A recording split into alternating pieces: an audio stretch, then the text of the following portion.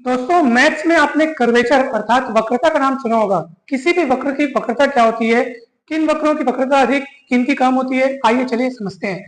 आप देख पा रहे हैं यहाँ पे हमने दो वक्र बनाए हुए हैं और मैंने यहाँ पे पॉइंट लिखा है, मान लो पॉइंट P1 है, ये पॉइंट इधर P2 है, ठीक है। अब आप बताइए कौन से पॉइंट पर वक्र तेजी से मुड़ रहा है। तो यहाँ पे आप देखो वक्र एकदम तेजी से मुड़ रहा है और इस वक्र को देखो, ये पॉइंट P2 से गुजर तो रहा है लेकिन उतना तेजी से नहीं मुड़ रहा है, ये एकदम तीव्रता से मुड़ रहा है। तो समझ लीजिए कि इस वक्र की वक्रता ज्यादा है, इस वक्र की वक्रता इसके सापेक्ष यानी इसके मुकाबले कम है। अब आप देखेंगे कि एक ही वक्र में अनेक बिंदु ऐसे हो सकते हैं जिन पर वक्रों की वक्रताएं अलग अलग हो। मान लीजिए मैं कोई वक्र बनाता हूं, अब आप देखेंगे इस बिंदु पर वक्रता बहुत ज्यादा है क्योंकि वक्र एकदम तेजी से मुड़ा है। यहाँ पर उसके सापेक्ष वक्रता थोड़ी कम है, यहाँ पर और कम है, ठीक है। तो किसी वक्र के अलग अलग बिंदुओं पर वक्रताएं अलग अलग हो सकती हैं।